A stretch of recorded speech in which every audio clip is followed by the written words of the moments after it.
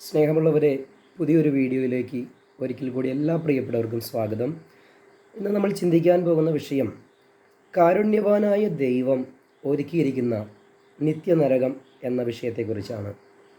അല്ലെങ്കിൽ നിത്യനരകത്തെക്കുറിച്ചാണ് നമ്മൾ ചിന്തിക്കാൻ പോകുന്നത്. അപ്പോൾ തന്നെ നമ്മുടെ ദൈവം കാരുണ്യവാനായ ദൈവമാണെന്ന് നമുക്കറിയാം. അപ്പോൾ പിന്നെ എന്തുകൊണ്ടാണ് കാരുണ്യവാനായ ദൈവം നിത്യമായിട്ടുള്ളൊരു നരകം ഒരുക്കിയിട്ടിരിക്കുന്നത്? നമുക്കതിന് പ്രാരംഭമായി ദൈവത്തിൻ്റെ കരുണയെക്കുറിച്ച് നമുക്കൊന്ന് ചിന്തിച്ചിട്ട് ദൈവം ഒരുക്കിയിരിക്കുന്ന ഈ നരകത്തെക്കുറിച്ച് നമുക്ക് ചിന്തിക്കുവാൻ കഴിയും. 1 തിമോഥെയോസ് 2-ാം അധ്യായത്തിൻ്റെ 4-ാം വാക്യത്തിൽ ഇങ്ങനെയാണ് വായിക്കുന്നത്: അവൻ സകല മനുഷ്യരും രക്ഷ പ്രാപിപ്പാനും സത്യത്തിൻ്റെ പരിജ്ഞാനത്തിലെത്തുവാനും ഇച്ഛിക്കുന്നു. അപ്പോൾ കാരുണ്യവനായ ദൈവം ആഗ്രഹിക്കുന്ന ഒരു കാര്യം തിമോഥെയോസിൻ്റെ ലേഖനത്തിൽ പറഞ്ഞിരിക്കുകയാണ്. സകല മനുഷ്യരും രക്ഷ പ്രാപിക്കാനും സത്യത്തിൻ്റെ പരിജ്ഞാനത്തിൽ എത്തുവാനും ദൈവം ആഗ്രഹിക്കുന്നു എന്നുള്ളതാണ് അവിടെ പരാമർശിച്ചിരിക്കുന്നത്. അപ്പോൾ തന്നെ തീത്തോസിൻ്റെ ലേഖനം 2-ാം അധ്യായത്തിൻ്റെ 11-ാം വാക്യത്തിൽ ഇങ്ങനെ പറയുകയാണ്: സകല മനുഷ്യർക്കും രക്ഷാകരമായ ദൈവകൃപ ഉദിച്ചുവല്ലോ. റോമാലേഖനം 3-ാം അധ്യായത്തിൻ്റെ 24-25 വാക്യങ്ങളിൽ വായിച്ചാൽ നമുക്ക് മനസ്സിലാക്കാൻ സാധിക്കും. ദൈവം അവിടെ ഒരു പരസ്യം കൊടുത്തിരിക്കുകയാണ്. സകല മാനവകുലത്തിനും രക്ഷയ്ക്കപ്പെടുവാനുള്ള ഒരു വലിയ പരസ്യം. ആ പരസ്യമാണ് കർത്താവായ യേശുക്രിസ്തു സൗജന്യമായി നമുക്ക് രക്ഷ പ്രാപിക്കാൻ കഴിയുമെന്നുള്ളതാണ് അവിടെ ആ പരസ്യവാചകത്തിൽ നമുക്ക് കാണാൻ സാധിക്കുന്നത്. അപ്പോൾ തന്നെ നമുക്ക് 2 കൊരിന്ത്യർ ലേഖനം 5-ാം അധ്യായത്തിൻ്റെ 19-20 വാക്യങ്ങളെ വായിക്കുമ്പോൾ അവിടെ ദൈവം സ്ഥാനപതികളെ നിയമിച്ചിരിക്കുന്നു, അല്ലെങ്കിൽ അംബാസഡർമാരെ നിയമിച്ചിരിക്കുന്നു എന്നാണ് അവിടെ പറയുന്നത്. നമുക്ക് ആ വാക്യം ഒന്ന് വായിക്കാം. 2 കൊരിന്ത്യർ ലേഖനം 5-ാം അധ്യായം അതിൻ്റെ 19 മുതൽ 20 വാക്യങ്ങൾ ഇങ്ങനെയാണ് പറയുന്നത്: ഈ നിരപ്പിൻ്റെ വചനം ഞങ്ങളുടെ പക്കൽ ഭരമേൽപ്പിച്ചിരിക്കുന്നു. ആകയാൽ ഞങ്ങൾ ക്രിസ്തുവിന് വേണ്ടി സ്ഥാനപതികളായി ദൈവത്തോട് നിരന്നുകൊള്ളുവിൻ എന്ന് ക്രിസ്തുവിന് പകരം അപേക്ഷിക്കുന്നു. കണ്ടോ, ഇവിടെ സ്ഥാനാപതികളായി നിന്നുകൊണ്ട് ദൈവമേൽപ്പിച്ചിരിക്കുന്ന ഈ രക്ഷയുടെ നിരപ്പിൻ്റെ വചനം, അത് സ്ഥാനാപതികളായി നിന്നുകൊണ്ട് ക്രിസ്തുവിന് പകരം ദൈവത്തോട് നിരന്നുകൊള്ളുവിനെന്ന് മനുഷ്യരോട് പറയുകയാണ്. എന്ന് പറഞ്ഞാൽ കർത്താവായ യേശു ക്രിസ്തു ഇന്ന് എന്നോടും കേട്ടുകൊണ്ടിരിക്കുന്ന പ്രിയപ്പെട്ടവരോടും ക്രിസ്തുവിന് പകരം സ്ഥാനപതികളായി നിന്നുകൊണ്ട് അപ്പസ്തോലൻ സംസാരിക്കുകയാണ്. ഇന്ന് കർത്താവിൻ്റെ അപ്പസ്തോലനായ പൗലോസ് ജീവനോടെ ഇല്ല. പകരം ഈ സുവിശേഷം ഏറ്റെടുത്തിരിക്കുന്ന നാം ഓരോരുത്തരുമാണ് കർത്താവിൻ്റെ സ്ഥാനപതികൾ. അതുകൊണ്ട് ക്രിസ്തുവിന് പകരം ഇന്ന് എന്നിലൂടെയും നിങ്ങളോട് ദൈവം ആവശ്യപ്പെടുകയാണ്, ദൈവത്തോട് നിരന്നുകൊള്ളുവിൻ എന്ന് ദൈവം പറയുകയാണ്. ഇവിടെയെല്ലാം ദൈവത്തിൻ്റെ കാരുണ്യം ആണ് നമുക്ക് കാണുവാൻ സാധിക്കുന്നത്. അപ്പോൾ തന്നെ എഫെസ്യ ലേഖനം 4-ാം അധ്യായത്തിൻ്റെ 11-ാം വാക്യത്തിൽ നോക്കുമ്പോൾ അവിടെ ദൈവം ചിലരെ അപ്പസ്തോലന്മാരായും പ്രവാചകന്മാരായും സുവിശേഷകന്മാരായും ഇടയന്മാരായും ഉപദേഷ്ടാക്കന്മാരായും നിയമിച്ചിരിക്കുന്നു എന്ന് പറയുന്നുണ്ട്. എന്തിനാണ് ദൈവം ഇത്രയും കാര്യങ്ങൾ ചെയ്തത്? അപ്പസ്തോലന്മാരെയും പ്രവാചകന്മാരെയും സുവിശേഷകന്മാരെയും ഇടയന്മാരെയും ഉപദേഷ്ടാക്കന്മാരെയും ദൈവം ചെയ്തിരിക്കുന്നു, നിയമിച്ചിരിക്കുകയാണ്. എന്തിനാണത്? ക്രിസ്തുവിൻ്റെ ശരീരമാകുന്ന സഭയെ പണിതെടുക്കുവാൻ. അല്ലെങ്കിൽ നമുക്ക് ഇന്ന് കൃപായുഗത്തിൽ ദൈവത്തിൻ്റെ പദ്ധതി നിറപടിയായി നിവർത്തിക്കുവാൻ വേണ്ടി ദൈവം തന്നിരിക്കുന്ന ഉദ്യോഗങ്ങളാണ് മേൽപ്പറഞ്ഞ ഉദ്യോഗങ്ങൾ.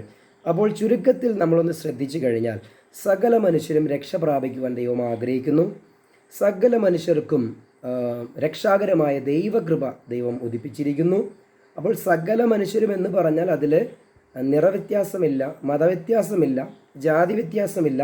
മനുഷ്യനാണോ അവനെല്ലാം ചേർത്ത് ദൈവം പറഞ്ഞിരിക്കുകയാണ്. സകല മനുഷ്യർക്കും ദൈവകൃപ ഉദിച്ചിരിക്കുകയാണ്. സകല മനുഷ്യർക്കും ആ രക്ഷാപദ്ധതി മനസ്സിലാക്കുവാൻ ദൈവം ആഗ്രഹിക്കുന്നു എന്നുള്ളതാണ് ഇവിടെ കാണുവാൻ സാധിക്കുന്നത്. തന്നെയുമല്ല, നമുക്കറിയാം, നമ്മുടെ നാട്ടിൽ പരസ്യം കൊടുക്കുമ്പോഴാണ് നമുക്ക് അതിലേക്ക് ഒരു ആകർഷണം ഉണ്ടാകുന്നത്, അല്ലേ? അപ്പോൾ ദൈവം ക്രിസ്തുവിനെ നമ്മുടെ മുൻപിൽ, ക്രൂശിക്കപ്പെട്ട ക്രിസ്തുവിനെ പരസ്യമായി നമ്മുടെ മുൻപിൽ ദൈവം നിർത്തിയിരിക്കുകയാണ്, രക്ഷാമാർഗത്തിനുള്ള മാർഗമായിക്കൊണ്ട്. കാരണം പാപം നിറഞ്ഞ ഈ ലോകത്തിൽ നീതിമാനായ ആരുമില്ല എന്ന ദൈവത്തിൻ്റെ വചനം പറയുമ്പോൾ നമുക്ക് സൗജന്യമായി രക്ഷിക്കപ്പെടുവാൻ ക്രിസ്തു എന്ന ആ പരസ്യം, ക്രൂശിക്കപ്പെട്ട ക്രിസ്തു, അതിന് ദൈവം നമ്മുടെ മുൻപിൽ കൃത്യമായി നിർത്തിയിരിക്കുകയാണ്, പരസ്യമായി നിർത്തിയിരിക്കുകയാണ്.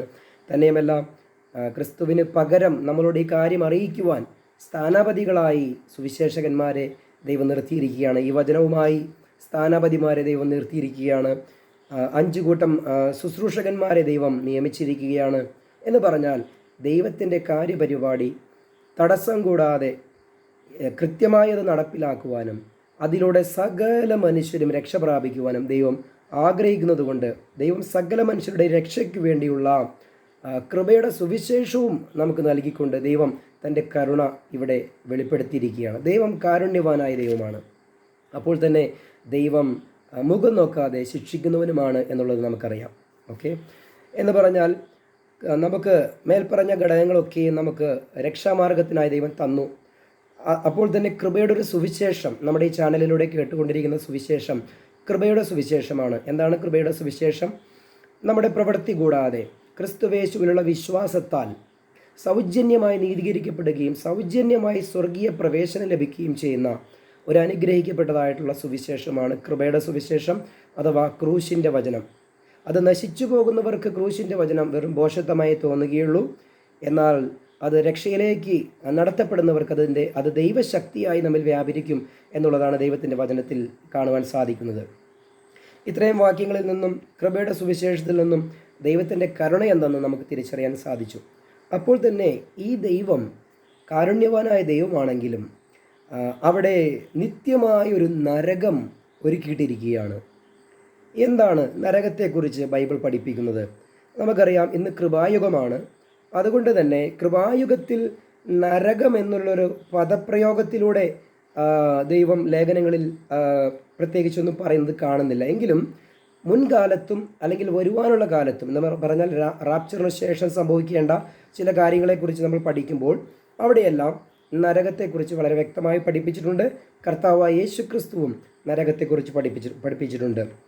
നമുക്ക് ഒരു വാക്യം അപ്പോസ്തലനായ പൗലോസിൻ്റെ ലേഖനത്തിൻ്റെ ഒരു വാക്യം നമുക്കൊന്ന് വായിക്കാം. 2 തെസ്സലോനിക്ക ലേഖനം അതിൻ്റെ 1-ാം അധ്യായത്തിൻ്റെ 10-ാം വാക്യം. 7 മുതൽ വായിച്ചാലാണ് വ്യക്തമാവുക, എങ്കിലും നമുക്ക് 10-ാം വാക്യം വായിക്കാം. സുവിശേഷം അനുസരിക്കാത്തവർ കർത്താവിൻ്റെ സന്നിധാനവും അവൻ്റെ വല്ലഭത്വത്തോടു കൂടിയ മഹത്വവും വിട്ടകന്ന് നിത്യനാശം എന്ന ശിക്ഷാവിധി അനുഭവിക്കും.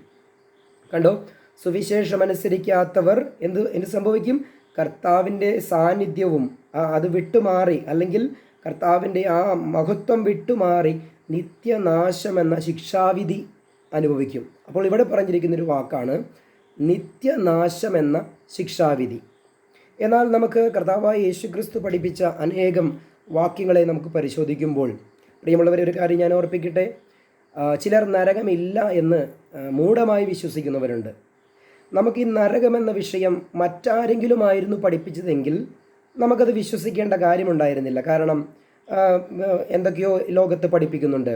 പക്ഷേ നരകത്തെക്കുറിച്ച് പഠിപ്പിച്ചിട്ടുള്ളത് കർത്താവായ യേശുക്രിസ്തു ആയതുകൊണ്ട് നമുക്കതിനെ 100% വിശ്വാസയോഗ്യമായി തന്നെ എണ്ണി എന്താണ് നരകമെന്ന് മനസ്സിലാക്കി എടുക്കേണ്ടത് ആവശ്യമാണ്.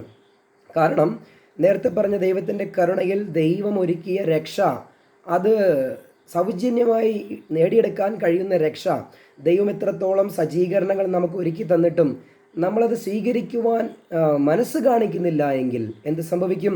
ഇപ്പോൾ വായിച്ച വാക്യം പോലെ തന്നെ കർത്താവിൻ്റെ സന്നിധാനവും അവൻ്റെ വല്ലഭത്വത്തോടു കൂടിയ മഹത്വവും വിട്ടകന്ന് നിത്യനാശം എന്ന ശിക്ഷാവിധി അനുഭവിക്കുമെന്നാണ് പൗലോസ് പറയുന്നത്. അപ്പോൾ തന്നെ നമുക്ക് മറ്റു ചില വാക്യങ്ങൾ കൂടി നരകത്തെക്കുറിച്ച് എന്താണ് ബൈബിൾ പഠിപ്പിക്കുന്നത് എന്നുള്ളത് നമുക്ക് ചുരുക്കം വാക്കുകളിൽ നമുക്ക് പരാമർശിക്കാം. യൂദായുടെ ലേഖനം 1-ാം അധ്യായത്തിൻ്റെ 7-ാം വാക്യം, നിത്യാഗ്നിയുടെ ശിക്ഷാവിധി എന്നവിടെ കാണുന്നു. ഞാൻ ആ പദപ്രയോഗങ്ങളും വാക്യങ്ങളും മാത്രം വായിക്കാം, നരകത്തിൻ്റെ ഭയാനകതയെക്കുറിച്ച് മനസ്സിലാക്കാൻ വേണ്ടിയിട്ടാണ്.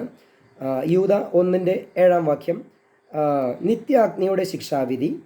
യെശയ്യാ പ്രവാചകൻ്റെ പുസ്തകം 33-14 വാക്യം, നിത്യദഹനം എന്നാണ് അവിടെ പറഞ്ഞിരിക്കുന്നത്. മത്തായി എഴുതിയ സുവിശേഷം 18-ാം അധ്യായത്തിൻ്റെ 8-ാം വാക്യം, നിത്യാഗ്നിയിൽ വീഴുന്നതിലും നല്ലത്. അവിടെ പറഞ്ഞിരിക്കുന്നത് നിത്യാഗ്നി. മത്തായി എഴുതിയ സുവിശേഷം 25-ാം അധ്യായത്തിൻ്റെ 41-ാം വാക്യം, പിശാചിനും അവൻ്റെ ദൂതന്മാർക്കും ഒരുക്കിയിരിക്കുന്ന നിത്യാഗ്നി. ഇവിടെ ഒരു കാര്യം പ്രത്യേകം ശ്രദ്ധിക്കണം. നരകം ഒരുക്കിയിരിക്കുന്നത് ഒരിക്കലും മനുഷ്യന് വേണ്ടിയിട്ടല്ല. നമുക്കറിയാം, ഉൽപ്പത്തി പുസ്തകത്തിൽ ദൈവം സൃഷ്ടിച്ച എല്ലാ സൃഷ്ടികളെയും കണ്ടിട്ട് ദൈവം പറഞ്ഞു, നല്ലതെന്ന് കണ്ടു, നല്ലതെന്ന് കണ്ടു. എന്തിനു നല്ലതെന്ന് കണ്ടു? ആർക്ക് നല്ലതെന്ന് കണ്ടു? ദൈവം സൃഷ്ടിക്കാനിരിക്കുന്ന മനുഷ്യർക്ക് നല്ലതെന്ന് ദൈവം കണ്ടു. അപ്പോൾ മനുഷ്യന് വേണ്ടി ദൈവം നല്ലതാണ് സൃഷ്ടിച്ചിട്ടുള്ളത്. എന്നാൽ ഇവിടെ പറയുന്നു, മത്തായി 25:41 പറയുന്നു, പിശാചിനും അവൻ്റെ ദൂതന്മാർക്കും ഒരുക്കിയിരിക്കുന്ന നിത്യ അഗ്നി. അപ്പോൾ പിശാചിനും അവൻ്റെ ദൂതന്മാർക്കുമാണ് ഈ നിത്യമായ അഗ്നി ഒരുക്കിയിരിക്കുന്നത് എന്നുള്ളത് വചനത്തിൽ കാണുന്നുണ്ട്. മനുഷ്യർക്ക് വേണ്ടി ഒരുക്കിയതല്ല. പക്ഷെ നിർഭാഗ്യവശാൽ പിശാചിനും അവൻ്റെ ദൂതന്മാർക്കും ഒരുക്കിയിരിക്കുന്ന നിത്യ അഗ്നിയിലേക്ക് തള്ളപ്പെടുന്ന ചില വ്യക്തിജീവിതങ്ങൾ ഉണ്ട് എന്നുള്ളതാണ് കർത്താവ് നമ്മളെ അവിടെ പഠിപ്പിക്കുന്നത്. യെശയ്യാപ്രവാചകന്റെ പുസ്തകം 66:24 പറയുകയാണ്, അവരുടെ തീ കെട്ടുപോകുകയില്ല, പുഴു ചാകുന്നതുമില്ല. അപ്പോൾ പുഴു ചാകാത്തതും തീ കെടാത്തതുമായിട്ടുള്ള ഒരു നരകത്തിൻ്റെ അവസ്ഥ. മർക്കോസ് എഴുതിയ സുവിശേഷം 9-ാം അധ്യായത്തിൻ്റെ 44 മുതൽ 48 വരെയുള്ള വാക്യങ്ങൾ വായിക്കുമ്പോൾ അവിടെ കെടാത്ത തീയായ നരകം, അഗ്നി നരകം, പുഴു ചാകാത്ത തീ കെടാത്ത നരകം. ഇവിടെ ഈ 5 വാക്യത്തിൽ മർക്കോസ് എഴുതിയ സുവിശേഷം 9-ാം അധ്യായത്തിൻ്റെ 44 മുതൽ 48 വരെയുള്ള വാക്യങ്ങൾ വായിക്കുമ്പോൾ 4 പദപ്രയോഗങ്ങൾ നരകത്തിൻ്റെ ഭയാനകതയെക്കുറിച്ച് പറയുവാനായിട്ട് കർത്താവായ യേശു ക്രിസ്തു ഇവിടെ കാണിച്ചു തന്നിരിക്കുകയാണ്. എന്തൊക്കെയാണ് അതൊന്നുകൂടി ഞാൻ വായിക്കാം. കെടാത്ത തീയായ നരകം, അഗ്നി നരകം, പുഴു ചാകാത്തതും തീ കെടാത്തതുമായ നരകം. കണ്ടോ, ഈ 4 പ്രാവശ്യം നരകത്തിൻ്റെ ഭയാനകതകളെക്കുറിച്ച് കർത്താവ് അവിടെ പറഞ്ഞിരിക്കുകയാണ്. അപ്പോൾ തന്നെ നമുക്കറിയാം, മത്തായി എഴുതിയ സുവിശേഷം 8:12 വാക്യം, രാജ്യത്തിൻ്റെ പുത്രന്മാരെയോ ഏറ്റവും പുറത്തുള്ള ഇരുട്ടിലേക്ക് തള്ളിക്കളയും, അവിടെ കരച്ചിലും പല്ലുകടിയുമായിരിക്കും. മത്തായി എഴുതിയ സുവിശേഷം തന്നെ 13-ാം അധ്യായത്തിൻ്റെ 42 വാക്യം, തീച്ചുളയിൽ ഇട്ട് കളയുകയും അവിടെ കരച്ചിലും പല്ലുകടിയും ഉണ്ടാകും. മത്തായി എഴുതിയ സുവിശേഷം 22:13 വാക്യം, അവനെ കയ്യും കാലും കെട്ടി ഏറ്റവും പുറത്തുള്ള ഇരുട്ടിൽ തള്ളിക്കളയുവിൻ, അവിടെ കരച്ചിലും പല്ലുകടിയും ഉണ്ടാകും. ഇവിടെ കയ്യും കാലും കെട്ടി തള്ളിക്കളയുകയാണ്. കാരണം ഞാൻ മനസ്സിലാക്കുന്നത്, നരകത്തിലേക്ക് ന്യായവിധി കഴിഞ്ഞ് നരകത്തിലേക്ക് പൊയ്ക്കോളാൻ പറഞ്ഞാൽ ഒരു മനുഷ്യൻ അങ്ങോട്ട് പോവുകയില്ല. കാരണം അതിഭയാനകമായ ഒരു അവസ്ഥയാണ് നരകത്തിലുള്ളത്. അപ്പോൾ പോകാൻ വിസമ്മതം കാണിക്കുമ്പോൾ എന്തു ചെയ്യും? ദൂതന്മാരെ ദൈവം നിയോഗിക്കുകയാണ് കയ്യും കാലും കെട്ടി അതിലേക്ക് തള്ളിയിടുവാനായിട്ട്. അവിടെ കൃത്യമായി കർത്താവ് പറഞ്ഞിരിക്കുകയാണ്. മത്തായി എഴുതിയ സുവിശേഷം 24-ാം അധ്യായത്തിൻ്റെ 51 വാക്യം, അവനെ ദണ്ഡിപ്പിച്ച് അവന് കപടഭക്തിക്കാരുടെ കൂടെ പങ്കു കൽപ്പിക്കും, അവിടെ കരച്ചിലും പല്ലുകടിയും ഉണ്ടാകും. മത്തായി എഴുതിയ സുവിശേഷം 8-ാം അധ്യായത്തിലും 13-ാം അധ്യായത്തിലും 22-ാം അധ്യായത്തിലും 24-ന്റെ 51 വാക്യത്തിലും കർത്താവ് ഏറ്റവും പുറത്തുള്ള ഇരുട്ട് അല്ലെങ്കിൽ പല്ലുകടിയും കരച്ചിലും വിലാപവും ഉണ്ടാകും എന്ന് പറയുന്ന രീതിയിലുള്ള നരകത്തിൻ്റെ ഭയാനകതകളെ കുറിച്ച് പറയുകയാണ്. ഒരിക്കൽ ഈ ഇരുട്ടിനെ കുറിച്ച് ഈജിപ്തിൽ പുറപ്പാട് പുസ്തകം 10-ാം അധ്യായത്തിൻ്റെ 21 മുതൽ 23 വരെയുള്ള വാക്യങ്ങളെ നമുക്ക് അറിയാം. 10 ബാധകളെ മിസ്രൈമ്യരുടെ നടുവിൽ ദൈവം കാണിച്ചപ്പോൾ അവിടെ കൂരിരുട്ടുണ്ടായി, തൊട്ടാൽ മാത്രം അറിയാവുന്ന കൂരിരുട്ട്. ആ കൂരിരുട്ടിൻ്റെ ഭയാനകത എന്താണെന്ന് വളരെ അറിഞ്ഞവരാണ് ഈജിപ്തിലെ മനുഷ്യർ, ഫറവോൻ്റെ കീഴിലുണ്ടായിരുന്ന മനുഷ്യർ. അപ്പോൾ ഈ ഇരുട്ടിൻ്റെ ഭയാനകത എന്തെന്നുള്ളത് നമുക്ക് പുറപ്പാട് പുസ്തകം 10-ാം അധ്യായത്തിൽ നമുക്ക് കാണാൻ സാധിക്കുന്നുണ്ട്.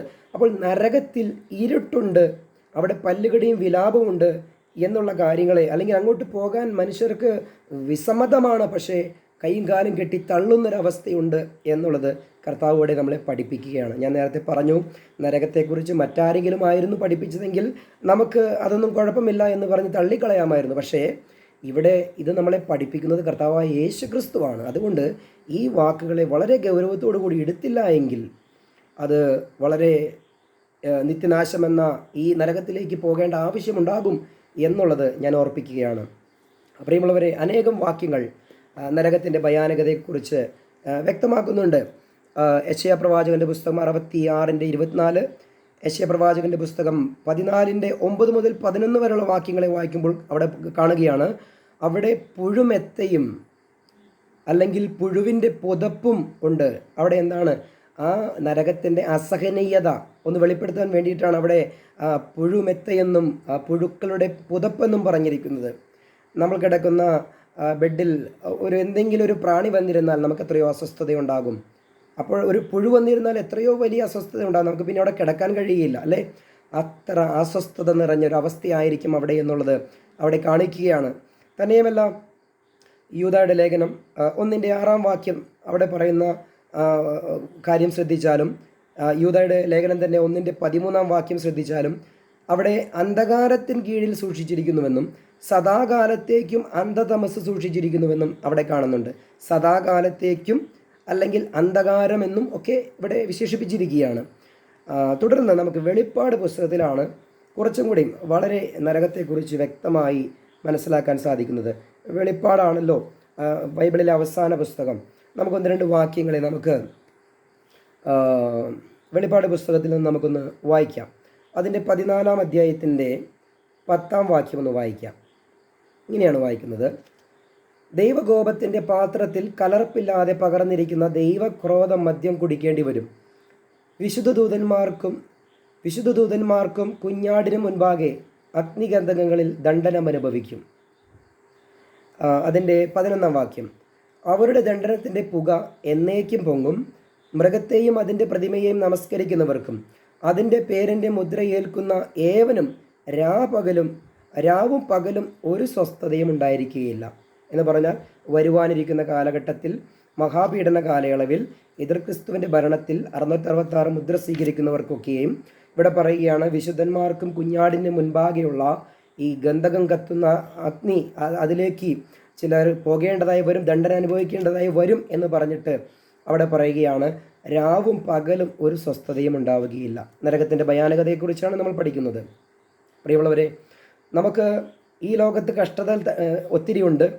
രാവിലെ മുതൽ വൈകുന്നേരം വരെ നമ്മൾ വളരെ കഷ്ടപ്പെട്ട് അധ്വാനിച്ച് വീട്ടിൽ വന്നാൽ നമ്മളത് കുളിച്ച് ഫ്രഷായി ഇച്ചിരി ഭക്ഷണം കഴിച്ച് രാത്രി സുഖമായി കിടന്നുറങ്ങാം. നമ്മുടെ കടബാധ്യതകളോ നമ്മുടെ രോഗങ്ങളോ മറ്റൊന്നും നമ്മളെ അലട്ടാതെ ആ ഉറങ്ങുന്ന സാഹചര്യത്തിലെങ്കിലും നമുക്ക് വളരെ ആശ്വാസമുണ്ടാകും. എന്നാൽ ഇവിടെ പറയുകയാണ്, രാവും പകലും ഒരു ആശ്വാസവും ഉണ്ടാവുകയില്ല എന്നാണ് പറയുന്നത്. രാവും പകലും ഒരു ആശ്വാസവും ഇല്ലാത്തൊരവസ്ഥയെക്കുറിച്ച് ചിന്തിച്ചു നോക്കി. അവിടെ വളരെ വളരെ വിഷമസന്ധിയിലൂടെ, വളരെ ഞെരുക്കത്തിലൂടെ കടന്നു പോകുന്നൊരവസ്ഥയെക്കുറിച്ചാണ്, നരകത്തിലെ അവസ്ഥയെക്കുറിച്ച് പറയുന്നത്. നമ്മൾ വായിച്ചത് വെളിപ്പാട് പുസ്തകം 14-ാം അധ്യായത്തിൻ്റെ 10-11 വാക്യങ്ങളാണ്. നമുക്ക് വെളിപ്പാട് പുസ്തകം 20-ാം അധ്യായം ഒന്നെടുക്കാം. വെളിപ്പാട് പുസ്തകം 20-ാം അധ്യായം അതിൻ്റെ 7 മുതൽ 15 വരെയുള്ള വാക്യങ്ങൾ കൃത്യമായി വായിച്ചാലാണ് നമുക്ക് ഒത്തിരി കാര്യങ്ങൾ അതിൽ നിന്ന് മനസ്സിലാക്കാൻ സാധിക്കും. നമുക്കൊന്ന് വായിക്കാം. ഇങ്ങനെയാണ് വായിക്കുന്നത്: 1000 ആണ്ട് കഴിയുമ്പോൾ സാത്താനെ തടവിൽ നിന്ന് അഴിച്ചുവിടും. അവൻ ഭൂമിയുടെ 4 ദിക്കിലുമുള്ള ജാതികളായി സംഖ്യയിൽ കടൽപ്പുറത്തെ മണൽ പോലെയുള്ള ഗോഗ് മാഗോഗ് എന്നവരെ യുദ്ധത്തിനായി കൂട്ടിച്ചേർക്കേണ്ടതിനു വശീകരിപ്പാൻ പുറപ്പെടും. അവർ ഭൂമിയിൽ പരക്കെ ചെന്ന് വിശുദ്ധന്മാരുടെ പാളയത്തെയും പ്രിയ നഗരത്തെയും വളയും. എന്നാൽ ആകാശത്തു നിന്ന് തീ ഇറങ്ങി അവരെ ദഹിപ്പിച്ച് കളയും. അവരെ വഞ്ചിച്ച പിശാചിനെ മൃഗവും കള്ളപ്രവാചകനും കിടക്കുന്ന ഗന്ധക തീ പൊയ്കയിലേക്ക് തള്ളിയിടും. അവർ എന്നേക്കും രാപ്പകൽ ദണ്ഡനം സഹിക്കേണ്ടി വരും. പ്രിയമുള്ളവരെ, ഈ വാക്യങ്ങൾ 7 മുതൽ 10 വരെ നമ്മൾ വായിക്കുമ്പോൾ തന്നെ ഒരു കാര്യം പ്രത്യേകം മനസ്സിലാക്കണം. ഇവിടെ പറയുകയാണ്, 1000 ആണ്ട് കഴിയുവോളം സാത്താനെ ബന്ധിച്ചിട്ടിരിക്കുകയാണ്. അപ്പോൾ കർത്താവ് ഈ ഭൂമിയിൽ വന്ന് ന്യായവിധി തുടങ്ങിയപ്പോൾ മഹത്വ പ്രത്യക്ഷതയിൽ ആരൊക്കെ പിടിച്ച് നരകത്തിലേക്ക് തള്ളി? അതിന് 10-ാം വാക്യത്തിൽ കാണുന്നുണ്ട്, കള്ളപ്രവാചകനും മൃഗവും ഓൾറെഡി എവിടെയുണ്ട്? ഗന്ധകം തീ പൊയ്കയിലുണ്ട് എന്നുള്ളതാണ് 10-ാം വാക്യം മനസ്സിലാക്കുന്നത്. 1000 സംവത്സരം കഴിയുമ്പോൾ ഈ സാത്താനെ ഒന്ന് അഴിച്ചുവിടും. അപ്പോൾ അവൻ വശീകരിക്കുന്ന ചില ജാതികളെക്കുറിച്ചും അല്ലെങ്കിൽ ദൈവത്തിനെതിരെ മത്സരിക്കുന്ന ചില മത്സരികളെക്കുറിച്ചും അവിടെ പറയുന്നുണ്ട്. അവിടെ അവരെ ദൈവം എന്ത് ചെയ്യും? തൻ്റെ വായിലെ ശ്വാസത്താൽ അവരെ ഒടുക്കിക്കളയും എന്നാണ് അവിടെ പറഞ്ഞിരിക്കുന്നത്. എന്നിട്ട് സാത്താനെ എന്ത് ചെയ്യും? 1000 വർഷത്തിന് ശേഷം അഴിച്ചുവിടും. എന്നിട്ട് ഈ സാത്താനെ എന്ത് ചെയ്യുകയാണ്? 10-ാം വാക്യം, അവരെ വഞ്ചിച്ച പിശാചിനെ മൃഗവും കള്ളപ്രവാചകനും കിടക്കുന്ന ഗന്ധക തീ പൊയ്കയിലേക്ക് തള്ളിയിടും. അവർ എന്നേക്കും രാപ്പകൽ ദണ്ഡനം സഹിക്കേണ്ടി വരും. അപ്പോൾ നരകത്തിൻ്റെ ഉദ്ഘാടനത്തിൽ എന്താണ് സംഭവിക്കുന്നത്? മൃഗവും കള്ളപ്രവാചകനും, എതിർ ക്രിസ്തുവും കള്ളപ്രവാചകനെയുമാണ് നരകത്തിൽ ആദ്യം തള്ളുന്നത്. അതിനുശേഷം ഇവിടെ സാത്താനെ ഇവിടെ തള്ളുകയാണ്.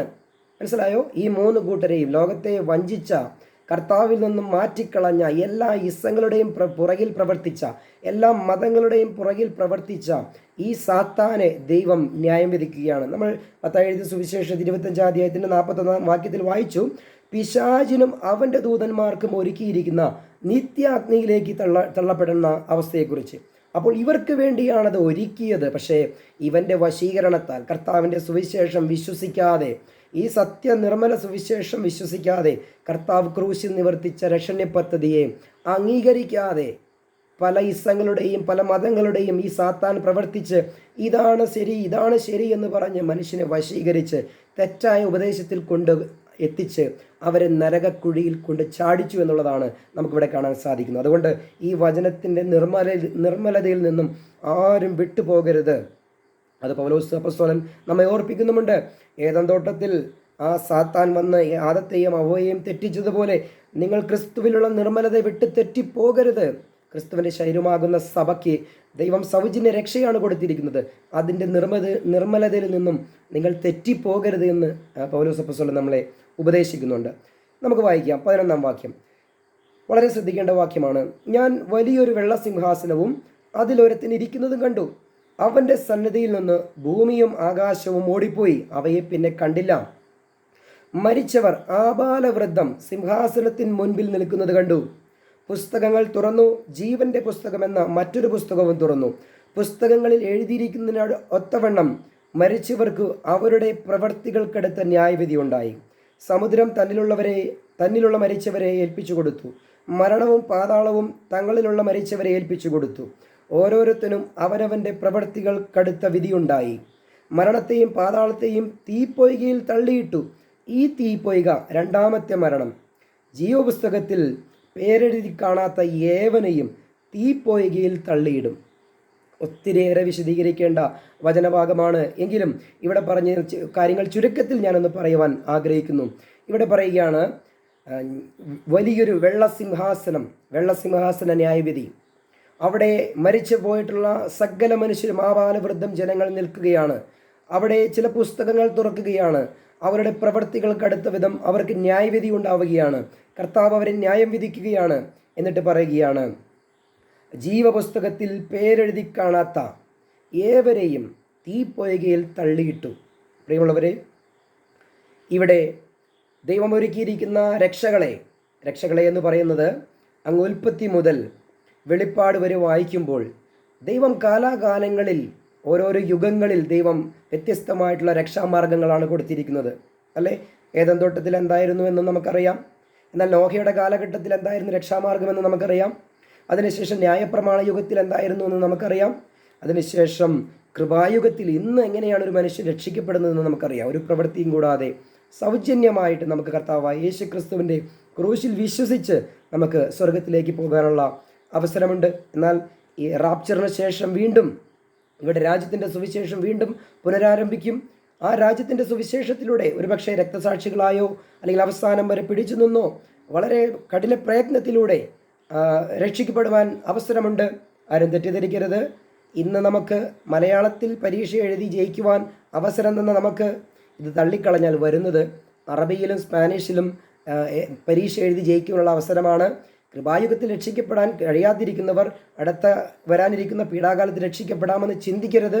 അത് വെറും ഭോഷത്വമാണ്, വളരെ പ്രയാസമാണ്. അത് യഹൂദൻ്റെ കഷ്ടകാലമാണ്, യഹൂദനെ ശുദ്ധീകരിക്കാനുള്ള കാലമാണ്. അവിടെ രക്ഷയ്ക്ക് ഓപ്ഷനുണ്ട്, പക്ഷേ ജയിക്കുവാൻ വളരെ പ്രയാസമാണ്. അതുകൊണ്ട് വളരെ ശ്രദ്ധിക്കുക. അപ്പോൾ ഇങ്ങനെ ഓരോരോ കാലഘട്ടത്തിൽ ദൈവം നൽകിയിരിക്കുന്ന രക്ഷയെ തിരസ്കരിച്ച് കളഞ്ഞവർ എന്ന് പറഞ്ഞാൽ ജീവപുസ്തകത്തിൽ പേരെഴുതി കാണാത്ത ഏവനെയും ഗന്ധകം കത്തുന്ന തീപ്പൊയ്കയിലേക്ക് തള്ളിയിടും എന്നാണ് പറയുന്നത്.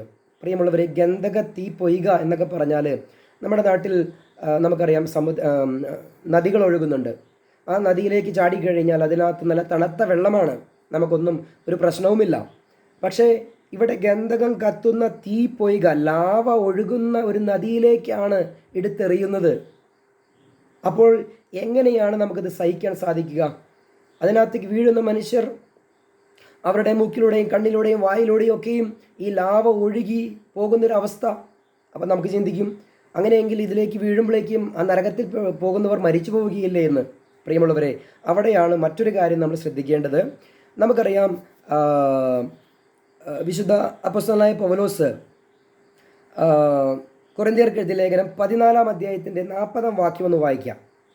അതായത്, സ്വർഗത്തിൽ പോകുന്നവർക്കും നരകത്തിൽ പോകുന്നവർക്കും അതിന് വാസമായ യോഗ്യമായ ശരീരമാണ് ദൈവം കൊടുക്കുന്നത്. ഇന്ന് നമ്മൾ ഭൂമിയിൽ ജീവിക്കുമ്പോൾ നമുക്ക് ഈ ശരീരമാണ് തന്നിരിക്കുന്നത്, അല്ലേ? ഇനി നമ്മൾ റാപ്ചറായി സ്വർഗത്തിലേക്ക് പോകുമ്പോഴോ രൂപാന്തരപ്പെട്ട ശരീരമാണ് നമുക്ക് ലഭിക്കുന്നത്. മനസ്സിലായോ? എന്നാൽ അതുപോലെ തന്നെ നരകത്തിലേക്ക് പോകുമ്പോഴും ഈ നരക ന്യായവിധികളെല്ലാം അനുഭവിക്കുവാൻ തക്കവണ്ണമുള്ള ഒരു ശരീരമാണ് നമുക്ക് ലഭിക്കുന്നത്. നമുക്കതിന് ആധാരമായിട്ട് നമുക്കൊരു വാക്യമൊന്ന് വായിക്കാം. വിശുദ്ധ പൗലോസ് അപ്പോസ്തലൻ 1 കൊരിന്ത്യർ ലേഖനം 15 അധ്യായത്തിൻ്റെ 40 വാക്യം നമുക്കൊന്ന് വായിക്കാം. സ്വർഗീയ ശരീരങ്ങളും ഭൗമിക ശരീരങ്ങളുമുണ്ട്. സ്വർഗീയ ശരീരങ്ങളുടെ തേജസ് വേറെ, ഭൗമിക ശരീരങ്ങളുടെ തേജസ് വേറെ. കണ്ടോ? സ്വർഗീയ ശരീരങ്ങളുമുണ്ട്, അപ്പോൾ തന്നെ ഭൗമിക ശരീരങ്ങളുണ്ട്. എന്ന് പറഞ്ഞാൽ സ്വർഗത്തിലേക്ക് പോകുവാൻ അവിടെ വാസയോഗ്യമായ ഒരു ശരീരം ദൈവം നമുക്ക് തരും. അതിനെയാണ് രൂപാന്തരണം എന്ന് പറയുന്നത്. റാപ്ചർ സമയത്ത് നമുക്കത് ലഭിക്കും. ഈ ശരീരവുമായിട്ടല്ല നമ്മൾ പോകുന്നത്. നമുക്ക് നല്ലൊരു ശരീരം, നമുക്ക് നല്ല സ്വർഗീയ വാസയോഗ്യമായ ഒരു അനുഗ്രഹിക്കപ്പെട്ട ഒരു ശരീരം നമുക്ക് ലഭിക്കും. നിത്യമായിട്ടുള്ളൊരു ശരീരം നമുക്ക് ലഭിക്കും, അല്ലേ? എത്രയോ അനുഗ്രഹമാണ് ആ ശരീരം. എന്നാൽ നമുക്ക് അപ്പോൾ തന്നെ നരകത്തിലേക്ക് പോകുമ്പോൾ ഈ കൂരിരുട്ടും അല്ലെങ്കിൽ ഈ പ്രയാസവും ഗന്ധകം കത്തുന്ന തീപ്പൊയ്കയും ഇതെല്ലാം അനുഭവിക്കണമെങ്കിൽ അതിന് യോഗ്യമായൊരു ശരീരം ദൈവം കൊടുക്കും. അതാണ് നമുക്കിവിടെ കാണാൻ സാധിക്കുന്നത്. ഒരു ഉദാഹരണം പറഞ്ഞാൽ, ലാസറിൻ്റെ ധനവാന്റെയും നമുക്കറിയാം.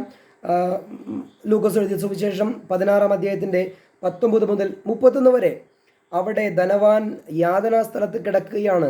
അവിടെ അദ്ദേഹത്തിന് ദാഹമുണ്ട്, വളരെ പ്രയാസമുണ്ട്, തൻ്റെ ബന്ധുമിത്രാദികളെ ഓർത്ത്, തൻ്റെ സഹോദരന്മാരെ ഓർത്ത് വ്യതകളുണ്ട്. അവിടെ ദണ്ഡനാ സ്ഥലത്ത് ആണ് അദ്ദേഹം കിടക്കുന്നത്. അവിടെ നിന്നും ന്യായം വിധിച്ചിട്ടാണ് വെള്ളസിംഹാസനത്തിന് മുൻപിൽ ഈ ധനവാനും വരും. എന്നിട്ടാണ് ന്യായം വിധിച്ച് നരകത്തിലേക്ക് തള്ളുന്നത്. ഇപ്പോൾ അദ്ദേഹം ഈ ദണ്ഡനാ സ്ഥലത്ത് ആണ് കിടക്കുന്നത്. അവിടുത്തെ അവസ്ഥ പോലും സഹിക്കാൻ പറ്റാതെ ഈ ധനവാൻ കിടക്കുന്നൊരു സാഹചര്യം നമുക്കവിടെ കാണാൻ സാധിക്കുന്നുണ്ട്. അദ്ദേഹം വളരെ ദാഹമുണ്ട്, വളരെ പ്രയാസമുണ്ട്, അങ്ങനെയുള്ളൊരു അവസ്ഥയിൽ ഈ ദണ്ഡനം അനുഭവിച്ച് അവിടെ കിടക്കുകയാണ്. അപ്പോൾ നമ്മളിപ്പോൾ ചിന്തിച്ചത്, ഭൗമിക ശരീരമുണ്ടെങ്കിൽ സ്വർഗീയ ശരീരവുമുണ്ട് എന്നുള്ളതാണ് പറയുന്നത്. അപ്പോൾ വാസയോഗ്യമായ ശരീരം, സ്വർഗത്തിൽ പോകുന്നവർക്ക് സ്വർഗീയ ശരീരവും നരകത്തിൽ പോകുന്നവർക്ക് നരകത്തിൻ്റെ യാതനകൾ അനുഭവിക്കുവാൻ തക്കവണ്ണമുള്ള, ലാവയിൽ കിടന്ന് അതിൻ്റെ വേദന മുഴുവൻ അനുഭവിക്കുവാൻ തക്കവണ്ണമുള്ള ശരീരമാണ് അവിടെ കൊടുക്കുന്നത്. അവിടെയും നിത്യതയാണ്. ഇവിടെ പറഞ്ഞു നിത്യാഗ്നി, നിത്യദണ്ഡനം. മനസ്സിലായോ? അവിടെയും നിത്യതയാണ് പറഞ്ഞിരിക്കുന്നത്. ഇത്രയേറെ വാക്യങ്ങൾ നമ്മൾ വായിച്ചു. പ്രിയമുള്ളവരെ, ഇത് വളരെ ശ്രദ്ധിക്കേണ്ട കാര്യമാണ്. ഞാൻ പ്രാരംഭത്തിൽ പറഞ്ഞുവല്ലോ, കർത്താവ് കാരുണ്യവാനായ ദൈവമാണ്. ആ കാരുണ്യവാനായ ദൈവം തൻ്റെ ജനത്തിന് വേണ്ടി, തൻ്റെ സൃഷ്ടികൾക്ക് വേണ്ടി സ്വന്തം ശരീരത്തെ യാഗമാക്കി തീർത്ത് അവസാന തുള്ളി രക്തം പോലും നമുക്ക് വേണ്ടി ഊറ്റി തന്നുകൊണ്ട്, ക്രൂശിൽ വിശ്വസിക്കുന്നവർക്ക് സൗജന്യ രക്ഷ ദാനമായി നൽകിക്കൊണ്ട്, അതിനുവേണ്ടി അപ്പോസ്തലന്മാരെയും പ്രവാചകന്മാരെയും ദൈവം മുന്നൊരുക്കി. അല്ലെങ്കിൽ അതിനുശേഷം സുവിശേഷകന്മാരെയും ഉപദേഷ്ടാക്കന്മാരെയും ഇടയന്മാരെയും ദൈവം ഒരുക്കി. അല്ലെങ്കിൽ സ്ഥാനാപതികളെ ദൈവം ഒരുക്കി. എന്നെപ്പോലുള്ള എളിയ ദൈവദാസന്മാരെ ദൈവം ഒരുക്കി. ഈ സുവിശേഷം പ്രിയപ്പെട്ടവരോട് പറയുമ്പോൾ ഇത് കേട്ട് വിശ്വസിക്കാൻ മനസ്സില്ലാത്തവരെ കാത്തിരിക്കുന്നത് ഭയാനകമായിട്ടുള്ളൊരു നരക ന്യായ വിധിയാണ് എന്നുള്ളത് മനസ്സിലാക്കണം. പ്രിയമുള്ളവരെ, ഒരിക്കലൊരു സുവിശേഷകൻ ഇങ്ങനെ പറയുകയുണ്ടായി, ആരെയെങ്കിലും സുവിശേഷം പറയുവാൻ അയക്കുന്നതിന് മുൻപേ നരകത്തിൻ്റെ ഭയാനകതയെക്കുറിച്ചൊന്ന് പഠിപ്പിച്ചിട്ട് വേണം, അല്ലെങ്കിൽ നമുക്ക് കാണുവാൻ സാധിച്ചിരുന്നുവെങ്കിൽ നരകത്തെ ഒന്ന് കാണിച്ചിട്ട് വേണം അദ്ദേഹത്തെ സുവിശേഷം പറയുവാൻ വിടേണ്ടത് എന്ന് പറയുകയുണ്ടായി. വാസ്തവമാണ്, വളരെ വാസ്തവമാണ്. കാരണം ഈ നരകത്തിൻ്റെ ഈ ഭയാനകത കണ്ടപ്പോഴാണ് ഒരു സുവിശേഷകൻ എന്ന നിലയിൽ എൻ്റെ ഉത്തരവാദിത്തം എന്നെ തട്ടി ഉണർത്തിയത്. കാരണം പൗലോസ് പറയുന്നത് പോലെ, പുനരുദ്ധാനമില്ലെങ്കിൽ നമുക്ക് തിന്നുകയും കുടിക്കുകയും ചെയ്യാം, എന്നാൽ നാളെ നമ്മൾ മരിച്ചു പോകുമല്ലോ. പക്ഷേ പൗലോസ് പറയുകയാണ്, നിങ്ങൾ വഞ്ചിക്കപ്പെടരുത്. തിന്നുകയും കുടിക്കുകയും ചെയ്ത് മരിച്ചു പോയതിന് ശേഷം, ആ മരണശേഷം രണ്ടാമതും കർത്താവ് ആ ന്യായവിധിക്കായി വെള്ളസിംഹാസനത്തിന് മുൻപിൽ കൊണ്ടുവന്നിട്ട് ദൈവം ഒരുക്കിയിരിക്കുന്ന രക്ഷ, ഉൽപ്പത്തി മുതൽ വെളിപ്പാട് വരെയുള്ള കാലഘട്ടങ്ങളിലെ ദൈവം അതാത് കാലങ്ങളിൽ തന്നിരിക്കുന്ന രക്ഷ ഏറ്റെടുക്കാതെ ദൈവത്തോട് മറുതലിച്ച് പോയവരെ ന്യായം വിധിക്കുന്ന ഒരു സന്ദർഭമുണ്ട്. പ്രിയമുള്ളവരെ, അതിനുശേഷം അവർ പോയി പതിക്കേണ്ട സ്ഥലം എന്ന് പറയുന്നത് ഈ നിത്യമായിട്ടുള്ള നരകമാണ്. നമ്മളവിടെ ശ്രദ്ധിച്ചു. അവിടെ കിടക്കുവാൻ സാധിച്ചാൽ അത് പുഴുക്കളുടെ മെത്തയായിരിക്കുമെന്ന് പറയുന്നു. അവിടെ പുതയ്ക്കാൻ പുതപ്പ് കിട്ടിയാൽ അത് പുഴുവിൻ്റെ പുതപ്പായിരിക്കുമെന്ന് പറയുന്നു. അല്ലെങ്കിൽ അവിടെ ഗന്ധകം കത്തുന്ന തീ പൊയ്കയാണെന്ന് പറയുന്നു. വളരെ പ്രയാസമുള്ള കൂരിരുട്ടാണെന്ന് പറയുന്നു. അവിടെ ദാഹമുണ്ടെന്ന് പറയുന്നു. അല്ലെ, ഈ നരകത്തിലെ കാലാവസ്ഥ എന്താണ്?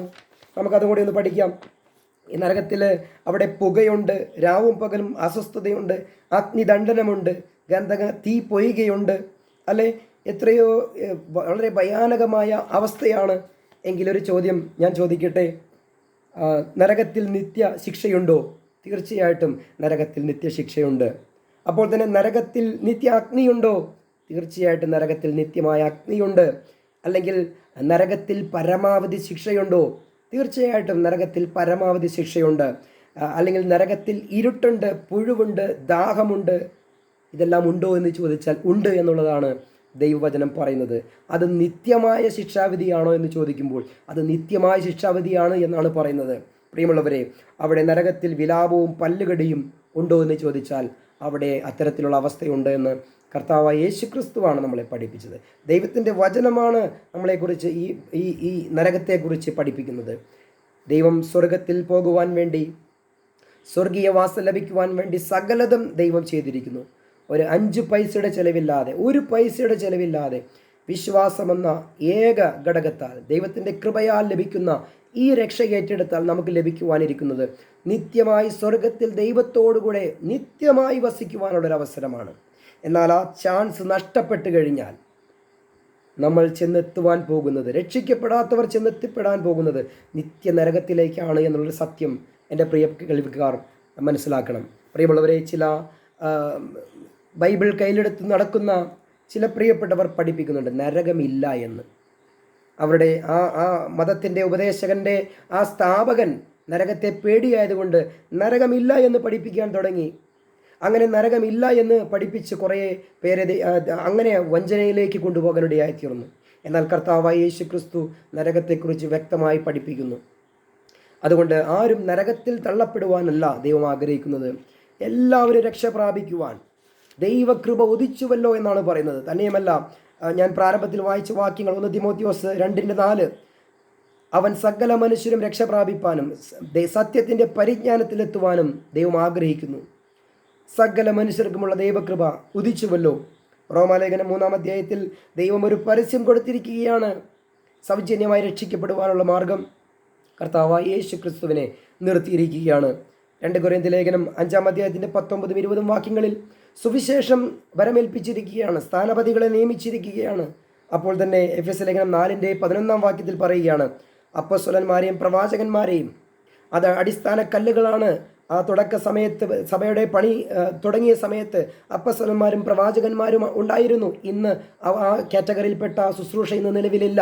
അപ്പോസ്തലന്മാരും പ്രവാചകന്മാരും അത് അടിസ്ഥാന കല്ലുകളാണ്. എന്നാൽ ഇന്ന് നിലവിലുള്ളതോ സുവിശേഷകന്മാർ, ഇടയന്മാർ, ഉപദേശകന്മാർ. Praise the Lord. ഞാനും ഒരു സുവിശേഷകനാണ്, ഞാനൊരു സഭയുടെ ഇടയനാണ്, ഞാനൊരു ഉപദേഷ്ടാവാണ്. Price the Lord. വ്യത്യസ്തമായ ആളുകൾക്ക് വ്യത്യസ്തമായ ശുശ്രൂഷകൾ ദൈവം കൊടുക്കും. ഇത് ദൈവം കൊടുക്കുന്നതാണ്. മോശയുടെ കാലത്ത് സമാഗമന കൂടാരം നിർമ്മിക്കുവാൻ ദൈവം ദിവ്യാത്മാവിനാൽ തിരഞ്ഞെടുത്ത ചില വ്യക്തികളെ കൊണ്ടാണ് ദൈവം പറഞ്ഞു കൊടുത്ത മാതൃകയിൽ അതുണ്ടാക്കിച്ചെടുത്തത്. അല്ലേ, ഇവിടെ ഇതാ ക്രിസ്തുവിൻ്റെ ശരീരമാകുന്ന സഭയ്ക്ക് വേണ്ടി പണിയുവാൻ വേണ്ടിയുള്ള സകല സംവിധാനങ്ങളും പണിക്കാരെയും ദൈവം നിയോഗിച്ച് ക്രൂശിൻ്റെ വചനം നമ്മുടെ കയ്യിൽ ഏൽപ്പിച്ചിരിക്കുകയാണ്. ഈ വചനപ്രകാരം ഈ കാരുണ്യവാനായ ദൈവത്തിൻ്റെ ഈ രക്ഷാമാർഗത്തിലേക്കാണ് നമ്മളെ കൊണ്ടുപോകാൻ ദൈവം ആഗ്രഹിക്കുന്നത്. ഒരിക്കലും നമ്മൾ നരകത്തിൽ പോകണമെന്ന് ദൈവം ആഗ്രഹിക്കുന്നില്ല. എന്നാൽ ഈ രക്ഷയെ തള്ളിക്കളയുന്നവർക്ക് പൗലോസ് 2 തെസ്സലോനിക്ക ലേഖനം 1:10 പറയുന്നത് പോലെ നിത്യനാശമെന്ന ശിക്ഷാവിധി ഈ സുവിശേഷം തള്ളിക്കളയുന്നവരെ കാത്തിരിക്കുന്നുവെന്ന് അദ്ദേഹം ഓർപ്പിക്കുകയാണ്. കൃപായുഗത്തിൽ നരകത്തെക്കുറിച്ച് പറഞ്ഞ് പേടിപ്പിക്കുവാനല്ല ദൈവം ആഗ്രഹിക്കുന്നത്, മറിച്ച് ഈ കൃപയുടെ സുവിശേഷത്തെക്കുറിച്ച് ഇത് സൗജന്യമായി രക്ഷയ്ക്ക് വേണ്ടി ദൈവം സൗജന്യമായി തുറന്നു വെച്ചിരിക്കുന്ന ഒരു കാലഘട്ടത്തെക്കുറിച്ച് പഠിപ്പിക്കുവാനാണ്. അപ്പോൾ തന്നെ ബൈബിൾ പഠിപ്പിക്കുന്ന ഈ നരകത്തെക്കുറിച്ച് നമ്മൾ മനസ്സിലാക്കിയിട്ട് നമ്മുടെ ജീവൻ്റെ ആ ഗൗരവം, ഇത് നിങ്ങളുടെ ജീവൻ്റെ കാര്യമാണ് എന്ന് ആവർത്തന പുസ്തകത്തിൽ പറയുന്നത് പോലെ ഇത് നിസ്സാരമായൊരു കാര്യമല്ല, ഇത് നമ്മുടെ ജീവൻ്റെ കാര്യമാണ്. നമ്മുടെ നിത്യത എവിടെയായിരിക്കണം?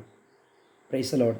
അതിനു വേണ്ടിയിട്ടാണ് ഈ നരകത്തെക്കുറിച്ച് നമ്മൾ വ്യക്തമായി മനസ്സിലാക്കി അതിലേക്ക് ആരും പോകാതെ, ഒരു മനുഷ്യനും ആ നരകത്തിൽ പോകാതെ അവിടെ പോയി അനുഭവിക്കേണ്ട സകല യാതനകളും പ്രയാസങ്ങളും കർത്താവ് ക്രൂശിൽ അനുഭവിച്ചു തീർത്തു. നാം അത് അനുഭവിക്കാതിരിക്കുവാൻ നമുക്ക് വേണ്ടി സകല നിവർത്തിച്ച കർത്താവ്, ആ കർത്താവിനെ നമ്മൾ വിശ്വസിക്കുമ്പോൾ ആ വിശ്വാസത്താൽ ആ നീതി കണക്കിട്ട് നമുക്ക് സ്വർഗീയ പൗരത്വം നൽകി, ദൈവമക്കൾ എന്ന പദവി നൽകി ദൈവം നമ്മെ സ്വർഗീയ അംഗങ്ങളാക്കി തീർക്കുകയാണ്, ദൈവത്തിൻ്റെ മക്കളാക്കി തീർക്കുകയാണ്. നിത്യമായി ദൈവത്തോടു കൂടെ വസിക്കുവാനുള്ള അവസരം ദൈവം നൽകുകയാണ്. ഈ വാക്കുകളാൽ ദൈവം നമ്മെ അനുഗ്രഹിക്കട്ടെ.